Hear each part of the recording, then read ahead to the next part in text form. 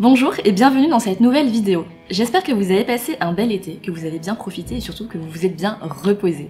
Pour beaucoup d'entre nous, la rentrée est synonyme de nouvelles dépenses, mais surtout de nouvelles bonnes résolutions, surtout si vous avez explosé votre budget pendant l'été. Dans cette vidéo, je vais vous partager 5 actions à mettre en place pour avoir une bonne maîtrise de votre budget et de vos finances personnelles cette rentrée. Action numéro 1. Reprenez ou prenez de bonnes habitudes. Il y a en général 3 cas de figure possibles. Le premier, c'est vous êtes une personne très disciplinée et vous avez parfaitement tenu votre budget pendant toute l'année écoulée et même pendant l'été. Dans ce cas, c'est parfait, bravo et surtout, ne changez rien. Deuxième cas de figure possible, d'habitude, vous êtes plutôt fourmi que cigale, mais cet été, vous avez fait des folies et vous avez dépensé sans compter. C'est pas grave. La rentrée, c'est le moment idéal pour tout remettre à plat. Donc reprenez votre budget, prenez-le ligne par ligne et vérifiez ce que vous pouvez améliorer. Et surtout, adoptez un suivi mensuel, voire hebdomadaire si vous le pouvez. Ça vous permettra de savoir si vous arrivez réellement à tenir votre budget ou si vous devez encore vous ajuster.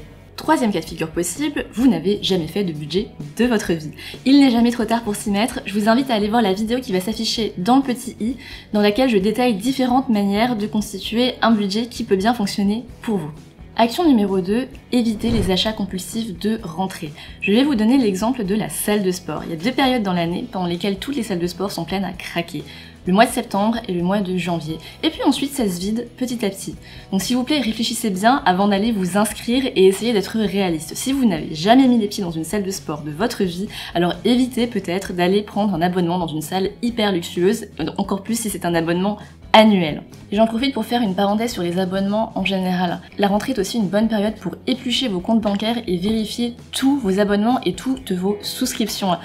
En règle générale, un abonnement à une application ou bien une plateforme de streaming, c'est assez peu cher, mais si vous cumulez tout ça et que c'est renouvelé tous les mois, en définitive, ça peut quand même faire une somme significative. Il y a même des personnes qui parfois oublient qu'elles ont certains abonnements, j'espère que vous n'en faites pas partie. Dans tous les cas, c'est une bonne pratique de faire le tri dans toutes ces souscriptions, dans tous ces abonnements dont peut-être certains ne vous servent plus du tout. La troisième action à mettre en place absolument, c'est de constituer ou de reconstituer votre matelas de sécurité, aussi connu sous le nom de épargne de précaution. Donc pour rappel, j'ai déjà fait une vidéo sur le sujet, je vous la mettrai dans la barre d'infos et dans le petit i. Une épargne de précaution doit être l'équivalent de 3 à 6 mois de vos dépenses mensuelles. Si vous avez déjà une épargne de précaution mais que vous l'avez un peu grignotée pendant l'été, vous pouvez vous fixer comme objectif de la reconstituer assez rapidement. Et ça passe notamment par éviter ces fameuses dépenses compulsives dont on parlait juste avant.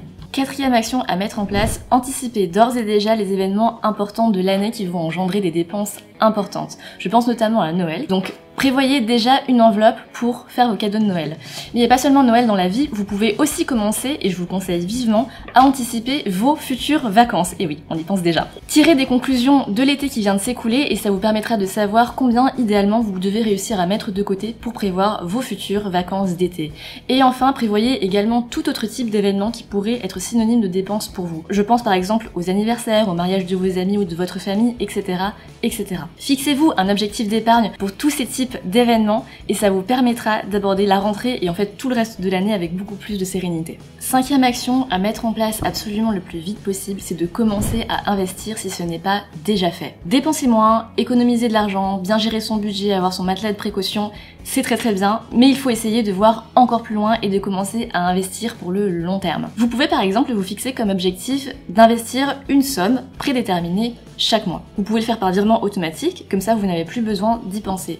Et toutes ces sommes que vous allez pouvoir investir chaque mois, en cumulé et avec l'effet boule de neige des intérêts composés, vont pouvoir fructifier dans le temps. Le placement idéal pour ça, si vous n'en avez pas déjà, c'est l'assurance vie. Par exemple, avec l'assurance vie Goodvest, vous pouvez faire un premier versement, un premier investissement de 300 € et ensuite mettre en place un versement programmé pour continuer à investir tous les mois à partir de 50 €. Et ça, c'est vraiment une bonne habitude à mettre en place. Vous verrez qu'à long terme, ça porte ses fruits puisque en règle générale, en investissement, le temps est vraiment votre meilleur allié. Plus vous investissez pendant longtemps, plus vous investissez pendant une longue période, et plus vos perspectives de rendement vont être importantes. Donc, pour récapituler les 5 actions à mettre en place. Tout d'abord, prenez ou reprenez de saines habitudes de gestion budgétaire, avec un suivi mensuel, voire hebdomadaire.